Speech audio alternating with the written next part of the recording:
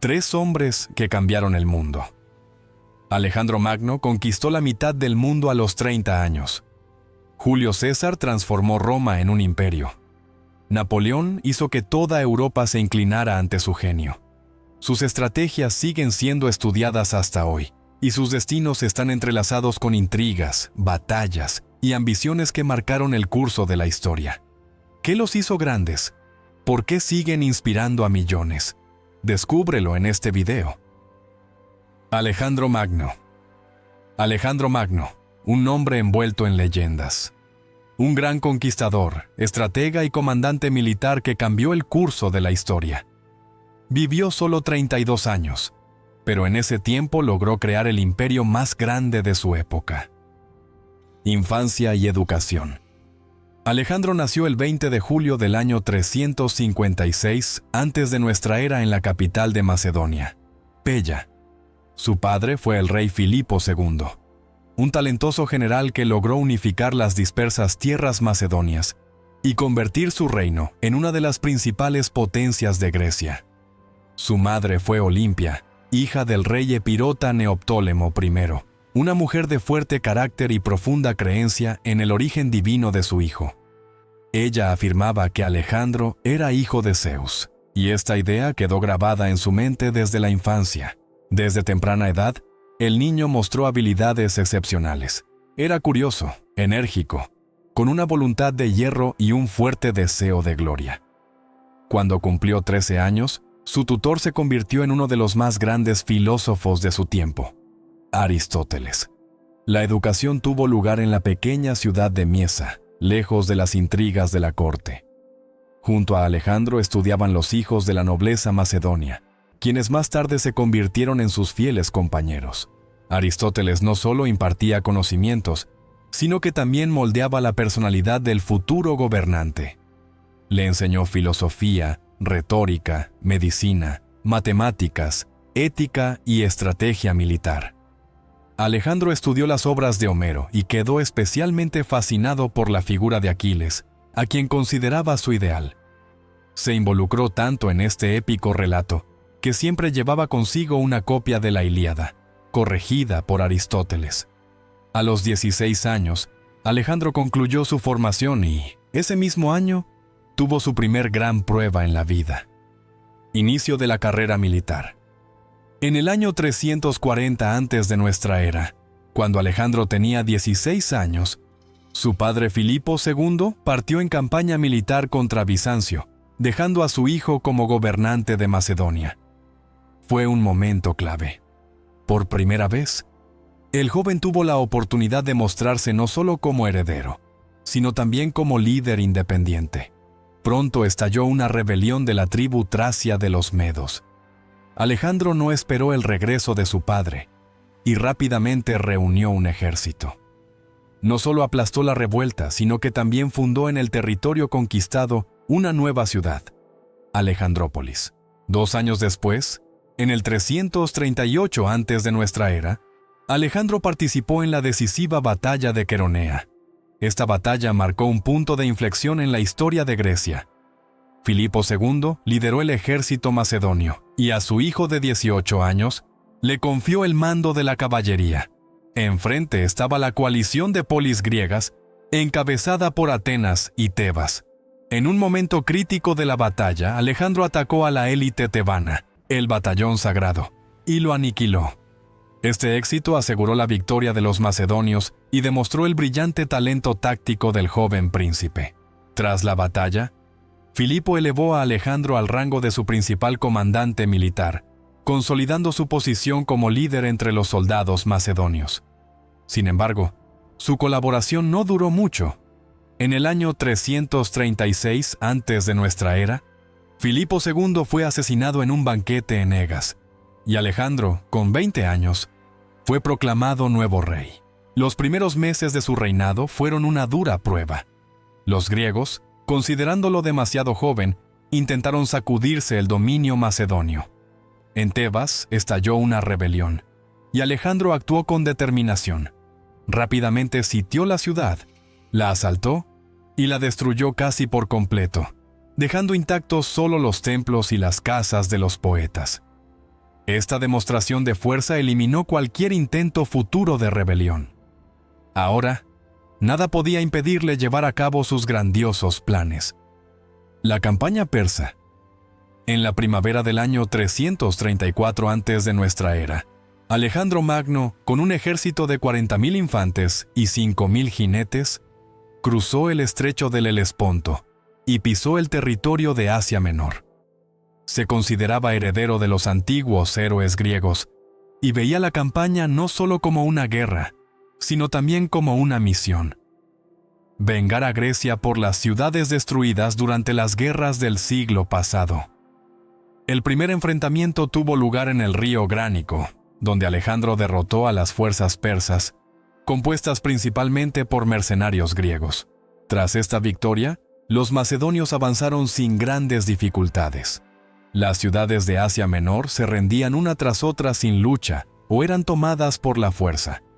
Alejandro se proclamó libertador de los griegos que vivían en estas tierras y destruyó los gobiernos oligárquicos impuestos por los persas. En el año 333 antes de nuestra era, se enfrentó a su mayor enemigo, el rey Darío III. La batalla tuvo lugar cerca de la ciudad de Isos, y a pesar de la superioridad numérica del ejército persa, Alejandro obtuvo una victoria aplastante. Darío huyó en pánico, dejando en el campo de batalla a su ejército, su tesoro e incluso a su familia. Tras esta victoria, el camino hacia los territorios del sur de Persia quedó abierto para Alejandro. Se dirigió a Fenicia, donde, tras un largo asedio, conquistó la inexpugnable ciudad de Tiro. Luego, los macedonios entraron en Egipto, donde Alejandro fue recibido como un libertador. En el año 331 antes de nuestra era, fundó la famosa ciudad de Alejandría, que pronto se convirtió en un centro de ciencia y cultura. Sin embargo, la batalla más importante aún estaba por venir. En octubre del año 331 antes de nuestra era, en la llanura de Gaugamela, tuvo lugar el enfrentamiento decisivo. Darío III reunió nuevamente un enorme ejército, pero sus fuerzas resultaron inútiles contra la táctica de Alejandro. Los macedonios aplastaron por completo a los persas, y Darío volvió a huir. Poco después, fue asesinado por sus propios seguidores. La victoria en Gaugamela marcó el fin del imperio persa. Alejandro entró triunfalmente en Babilonia y se proclamó rey de Asia. Ahora se abrían ante él horizontes aún más grandiosos. La campaña en la India. En el año 327 antes de nuestra era, tras conquistar Persia, Alejandro dirigió su ejército aún más hacia el este. Su objetivo eran las ricas y enigmáticas tierras de la India, de las cuales los griegos solo tenían noticias a través de relatos. Cruzando el río Indo, entró en el reino del gobernante Taxiles, quien reconoció su autoridad sin resistencia. Sin embargo, no todos los reyes indios estaban dispuestos a someterse. En el año 326 antes de nuestra era, en el río Hidaspes, los macedonios enfrentaron una feroz resistencia del ejército del Rajá Poros. En esta batalla, Alejandro se encontró con un nuevo tipo de arma: los elefantes de guerra. Estos enormes animales infundían terror en los soldados, y sus ataques podían romper cualquier línea de defensa. Sin embargo, los macedonios mantuvieron la calma. Rodearon al ejército indio y comenzaron a lanzar proyectiles con gran precisión contra los elefantes, obligándolos a entrar en pánico y pisotear a sus propias tropas. A pesar de la feroz resistencia, el ejército de Poros fue derrotado, y el Rajá cayó prisionero. Impresionado por el valor de su oponente, Alejandro no solo le perdonó la vida, sino que le permitió seguir gobernando sus tierras bajo el protectorado macedonio. Tras la victoria, Alejandro continuó su avance, adentrándose aún más en la India. Sin embargo, sus soldados estaban agotados por las interminables batallas, el clima tropical y las constantes lluvias. Por primera vez en toda la campaña, el ejército se negó a seguir adelante. A orillas del río Ifasis, al darse cuenta de que sus tropas no estaban listas para nuevos desafíos, Alejandro tomó una difícil decisión: regresar. El camino de regreso no fue menos arduo. Envió una parte del ejército por mar, mientras que él mismo dirigió a sus tropas a través de los áridos territorios de Gedrosia, donde muchos soldados murieron de sed y agotamiento. En el año 324 antes de nuestra era, regresó a Babilonia. La campaña en la India fue su última gran conquista, y su sueño de alcanzar el fin del mundo quedó sin cumplirse. Los últimos años y la muerte. Tras regresar de la India en el año 324 antes de nuestra era, Alejandro volvió a Babilonia. Su imperio se extendía desde Grecia hasta el río Ganges, pero gobernar un estado tan gigantesco no era tarea fácil. Alejandro inició grandes reformas. Buscaba unir a griegos y persas mediante matrimonios mixtos y la creación de una nobleza heleno-persa. En Susa, él mismo se casó con la hija de Darío III, Estatira, y miles de sus soldados contrajeron matrimonio con mujeres orientales. Sin embargo, estas innovaciones generaron descontento entre los macedonios. Los soldados estaban acostumbrados a verse como la élite militar, pero ahora Alejandro otorgaba los mismos derechos a los persas. La tensión crecía, y el propio rey se volvía cada vez más severo y desconfiado. Ordenó la ejecución de varios de sus amigos más cercanos al sospechar que conspiraban contra él, y con el tiempo sus arrebatos de ira se hicieron más frecuentes. Pero, a pesar de los problemas internos, Alejandro no pensaba detenerse. Preparaba una nueva y ambiciosa campaña, primero hacia la península arábiga, y quizás después, aún más lejos, hacia tierras desconocidas. En la primavera del año 323 antes de nuestra era, organizaba activamente su flota y ejército. Sin embargo, a comienzos de junio, cayó enfermo repentinamente.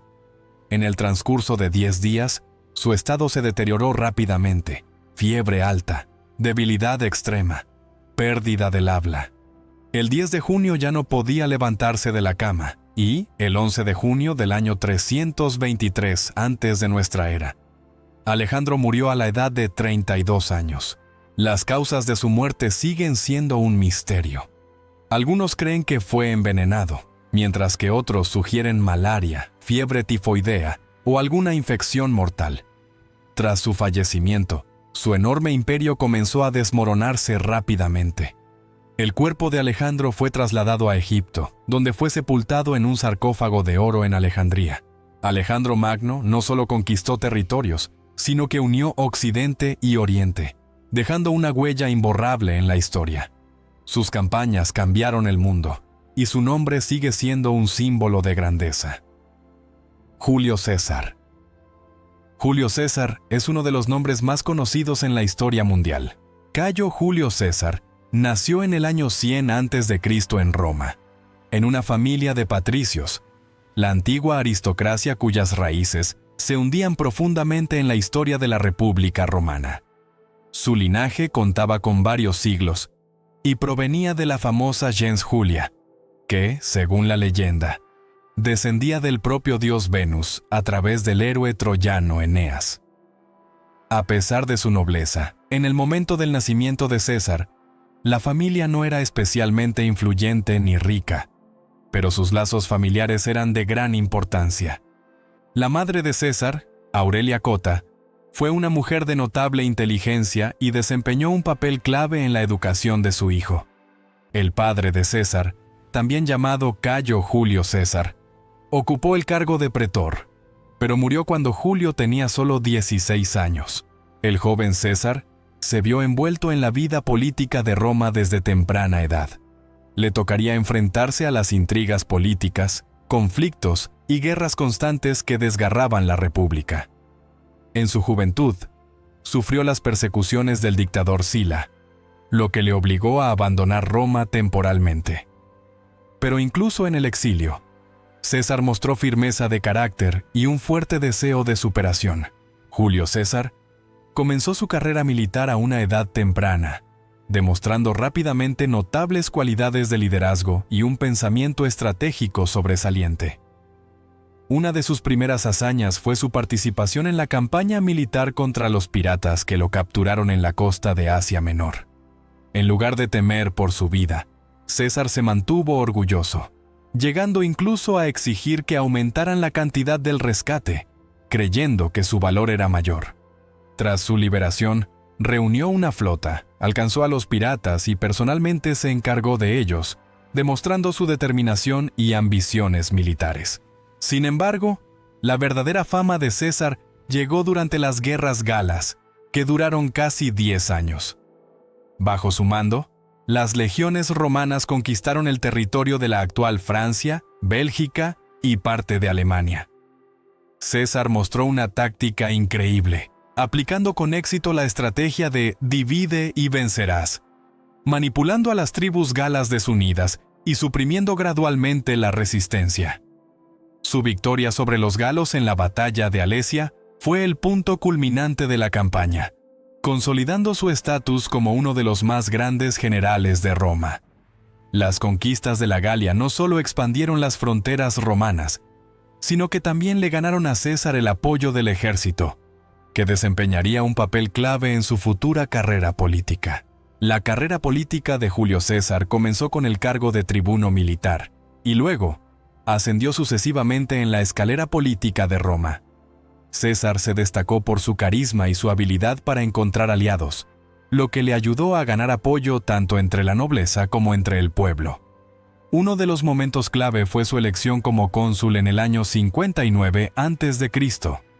Este cargo le abrió la posibilidad de implementar reformas y fortalecer su posición en Roma. Fue en esta época cuando César formó una alianza estratégica con dos influyentes romanos, Craso y Pompeyo. Esta alianza política pasó a la historia como el primer triunvirato. Craso era uno de los hombres más ricos de Roma, y Pompeyo, un exitoso general con un amplio apoyo del ejército. Al unirse, lograron controlar los principales resortes de poder en la República, a pesar de la oposición del Senado. César aprovechó la influencia del triunvirato para asegurarse el gobierno de la Galia y de Iliria, lo que le permitió continuar con sus campañas militares y ganar popularidad entre los legionarios. Sin embargo, la alianza entre César, Craso y Pompeyo estaba destinada a desmoronarse. La muerte de Craso en el año 53 a.C. y las crecientes ambiciones de César generaron tensiones con Pompeyo, quien gradualmente empezó a inclinarse hacia el lado del Senado. El desacuerdo entre los dos antiguos aliados marcó el inicio de una nueva guerra civil que cambiaría el futuro de Roma. En el año 49 a.C., la República Romana se encontraba al borde de una nueva guerra civil. Las relaciones entre Julio César y Pompeyo, quienes alguna vez fueron aliados, se habían deteriorado por completo. Pompeyo, apoyado por el Senado, exigía que César entregara su mando y regresara a Roma sin su ejército. César sabía que tal acción significaría la pérdida de poder y probablemente su arresto o incluso la muerte. Al mismo tiempo, sus ejércitos le eran leales, y sus victorias en la Galia lo habían convertido en alguien increíblemente popular entre el pueblo. En enero del año 49 a.C., César tomó una de las decisiones más conocidas en la historia. Cruzó con sus legiones el río Rubicón, que servía como frontera entre su provincia e Italia. Este paso violaba las leyes romanas que prohibían a los generales entrar en Italia con sus tropas sin el permiso del Senado. Según la tradición, fue en ese momento cuando César pronunció la famosa frase «Alea iacta est», el dado está echado, consciente de que este acto marcaría un punto de no retorno. El cruce del Rubicón dio inicio a la guerra civil. Pompeyo y muchos senadores se vieron obligados a huir de Roma hacia el este. César avanzó rápidamente hacia la capital, ganando el apoyo de las ciudades y sumando cada vez más partidarios a su causa. Sus acciones rápidas y decisivas le dieron una ventaja en los primeros meses de la guerra. Para César, esta no era solo una lucha por el poder, sino también por su vida, ya que en caso de derrota, la muerte sería inevitable. Después de su victoria en la guerra civil, Julio César se convirtió en el gobernante de facto de Roma. En el año 46 a.C., fue proclamado dictador y poco después recibió este título de manera vitalicia. Esta decisión consolidó definitivamente su poder, convirtiendo a César en el primer hombre capaz de concentrar en sus manos el control absoluto sobre la República. Sin embargo, su gobierno no fue simplemente un tiempo de dictadura política, sino un periodo de reformas significativas que cambiaron a Roma y su estructura. César aspiraba a realizar cambios profundos en la administración del Estado. Una de sus reformas más importantes fue la reorganización del calendario, introduciendo el calendario juliano, que se utilizó en Europa durante más de 1500 años. También llevó a cabo reformas relacionadas con la distribución de tierras. Los veteranos de sus ejércitos recibieron parcelas, y los ciudadanos empobrecidos fueron empleados en proyectos de construcción pública. Esto ayudó a reducir el nivel de desempleo y hambre en Roma. El sistema político también sufrió modificaciones. César aumentó el número de senadores, incluyendo a sus partidarios, y concedió la ciudadanía romana a muchos habitantes de las provincias. Esto ayudó a fortalecer los lazos entre Roma y sus territorios conquistados.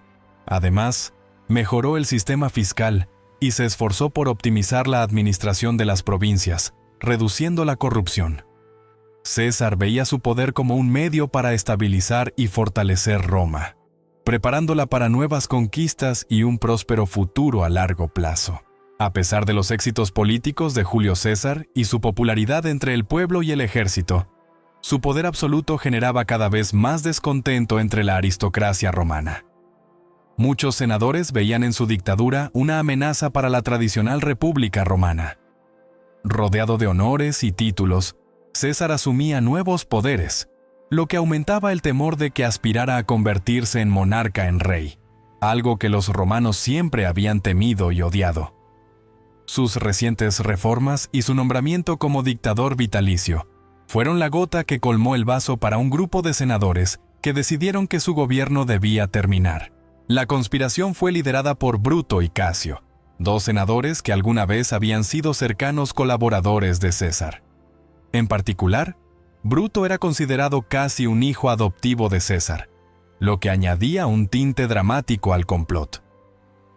En marzo del año 44 a.C., los conspiradores fijaron un día para actuar, durante una sesión del Senado.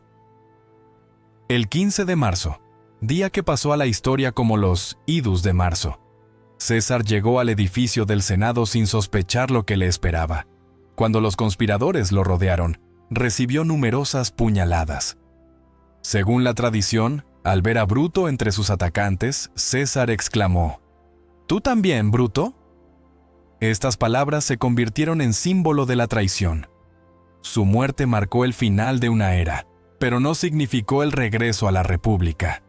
Al contrario, el asesinato de César solo aceleró la caída de la República Romana y provocó una nueva ola de guerras civiles que culminaron con el establecimiento del imperio, bajo el mando de su heredero, Octavio Augusto.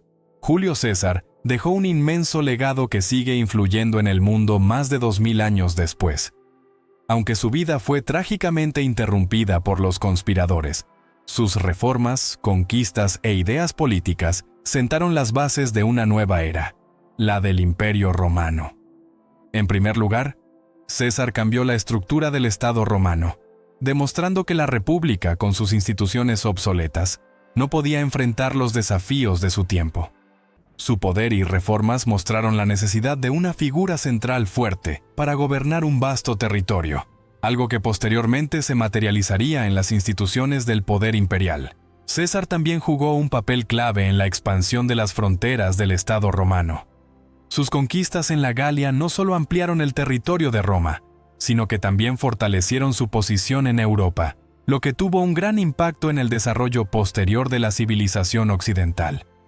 Además, la introducción del calendario juliano fue una reforma crucial que mejoró el sistema de cronología y se utilizó durante más de 1500 años, hasta la implementación del calendario gregoriano en el año 1582. El legado de César también perdura a través de su nombre. Después de su muerte, su hijo adoptivo Octavio asumió el título de César, que luego se convirtió en sinónimo de poder imperial. Incluso siglos después, Este título fue adoptado por gobernantes de otros países. Zar en Rusia y Kaiser en Alemania provienen del nombre de César. La vida de Julio César es una historia de ambiciones, poder, conquistas y tragedias. Su personalidad sigue siendo una de las más destacadas en la historia mundial, y su influencia se siente hasta el día de hoy. Napoleón Bonaparte. Napoleón Bonaparte es una de las figuras más conocidas de la historia mundial. Conquistador, reformador, emperador y, finalmente, símbolo de Francia. Napoleón Bonaparte nació el 15 de agosto de 1769 en Córcega, que un año antes había pasado bajo el control de Francia. Su familia pertenecía a la pequeña nobleza corsa, lo que le permitió acceder a la educación, pero no le proporcionó lujos. Su padre, Carlo Bonaparte, envió a Napoleón a estudiar a Francia, donde, a los 9 años, ingresó en la escuela militar de Brienne. Allí se enfrentó al desprecio de sus compañeros adinerados, lo que fortaleció su carácter y encendió sus ambiciones. A pesar de su origen y su acento corso, Napoleón destacaba en matemáticas y en el ámbito militar. En 1784, continuó sus estudios en la Academia Militar de París. Allí fue reconocido como un estudiante talentoso, con amplios conocimientos en artillería. En 1785, con solo 16 años, obtuvo el rango de oficial y comenzó su servicio en el ejército francés. Con el inicio de la Revolución Francesa, su carrera militar despegó rápidamente. Napoleón pronto mostró su talento en las batallas. En 1793 se convirtió en el héroe del sitio de Tolón, donde su hábil uso de la artillería llevó a la victoria sobre los realistas y los ingleses. Este éxito le valió el rango de general de brigada a la edad de solo 24 años. Pero su verdadero ascenso político y militar comenzó en 1795, cuando sofocó la rebelión de los realistas en París. Utilizando artillería, Napoleón reprimió la revuelta en pocas horas, lo que atrajo la atención de los políticos y fortaleció su reputación. En 1796 se le confió el mando del ejército de Italia. Inició una serie de campañas militares exitosas contra los austríacos, conquistando rápidamente Italia. Sus brillantes maniobras tácticas y victorias rápidas hicieron que Europa lo reconociera como uno de los mejores estrategas de su tiempo. Además de sus éxitos militares, Napoleón negociaba personalmente tratados de paz, lo que demostraba su perspicacia política. Para 1799, Francia estaba sumida en una crisis, y el gobierno del Directorio había perdido popularidad. Napoleón, regresando de la campaña de Egipto, aprovechó la situación y el 9 de noviembre de 1799 dio un golpe de Estado. Tomó el poder, convirtiéndose en el primer cónsul de Francia. Este evento marcó el inicio de una nueva era en la historia del país, cuando Napoleón comenzó su camino hacia el trono imperial. Después de tomar el poder en 1799, Napoleón inició una serie de campañas militares que convirtieron a Francia en una de las principales potencias mundiales. Su primera gran victoria como primer cónsul fue la batalla de Marengo en el año 1800.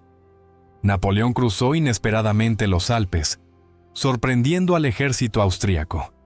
Esta victoria fortaleció su posición dentro de Francia y le aseguró el apoyo del pueblo. Pero las principales batallas aún estaban por venir. En 1804, Napoleón se proclamó emperador y comenzó a construir el imperio francés.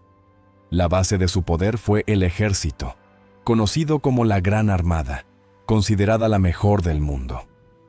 Una de sus campañas más importantes fue la batalla de Austerlitz en 1805, conocida como la Batalla de los Tres Emperadores.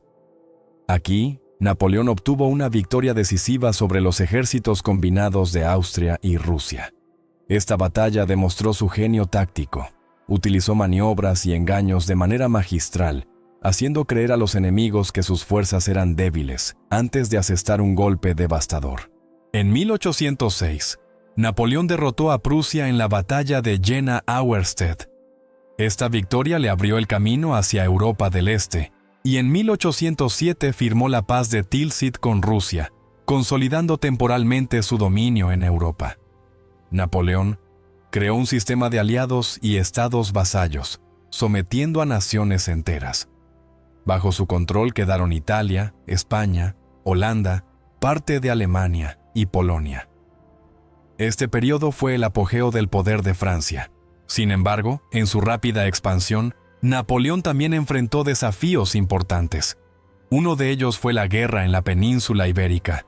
España resultó ser una tarea difícil para el emperador. En 1808, después de derrocar a la monarquía española y colocar a su hermano José en el trono, España se sumió en una guerra civil y en una resistencia guerrillera. Esta guerra agotó al ejército francés durante años y desvió recursos necesarios para otras campañas. Un problema aún más grave fue Rusia. En 1812, Napoleón emprendió su famosa campaña hacia Moscú. La Gran Armada, compuesta por más de 600,000 soldados, avanzó hacia el interior de Rusia. Pero las tropas rusas evitaron batallas decisivas, retrocediendo cada vez más hacia el este. Tras la captura de Moscú, Napoleón se encontró atrapado. La ciudad fue incendiada y el invierno ruso, junto con las acciones guerrilleras, provocaron pérdidas catastróficas. La Gran Armada fue prácticamente destruida y solo una pequeña parte de los soldados regresó a Francia. Esta derrota marcó el comienzo del fin para Napoleón. Una coalición de estados europeos se unió en su contra.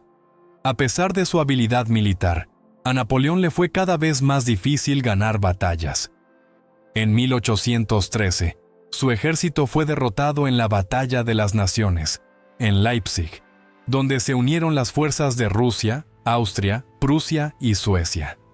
Después de esto, Francia comenzó a perder los territorios conquistados, y en 1814, Napoleón fue obligado a abdicar. Pero incluso después de ser exiliado a la isla de Elba, Napoleón no perdió la fe en sus capacidades. Menos de un año después, regresó a Francia y reunió un ejército, dando inicio a los llamados 100 días de su gobierno. En 1815, en la batalla de Waterloo, fue nuevamente derrotado por las fuerzas de la coalición, lo que marcó su caída definitiva. Durante más de 10 años, Napoleón dominó la escena europea, sometiendo a la mitad del continente. Sus victorias asombraron a sus contemporáneos, y sus estrategias y tácticas se estudian hasta el día de hoy.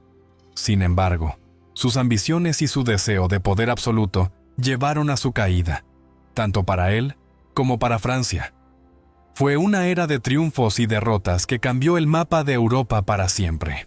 La expedición egipcia de Napoleón, que comenzó en 1798, sigue siendo una de las campañas militares más inusuales y enigmáticas de su carrera.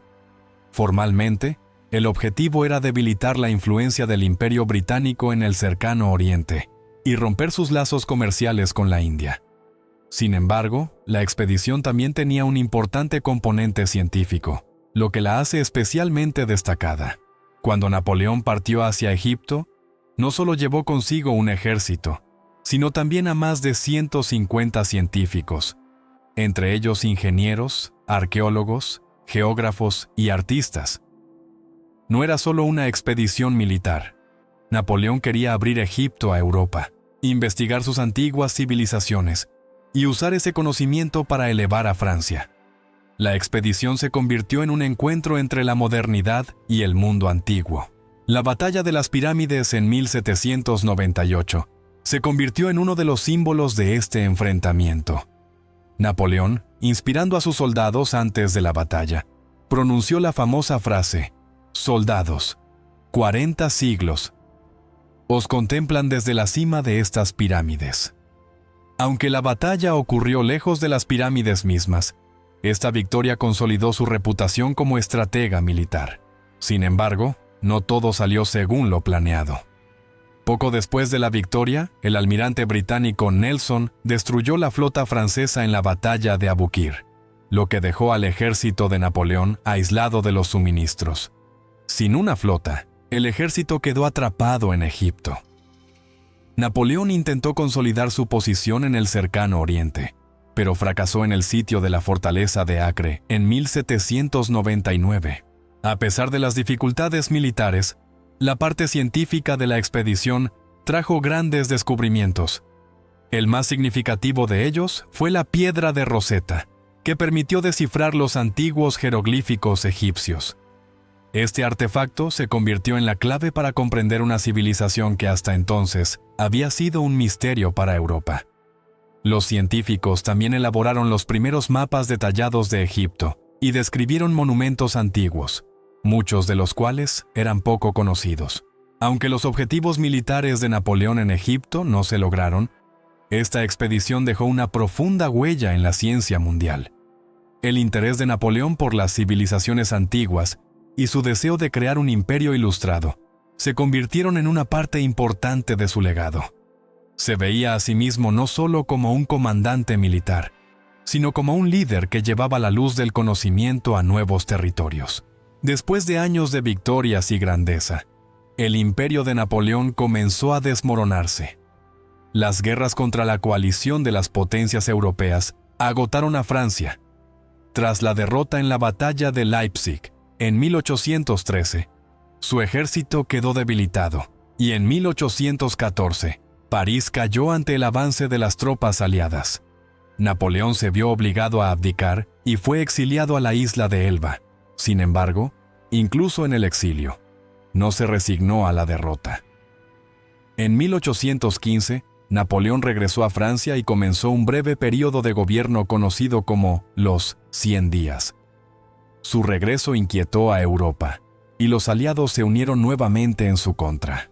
La última batalla, en Waterloo, puso fin a su reinado.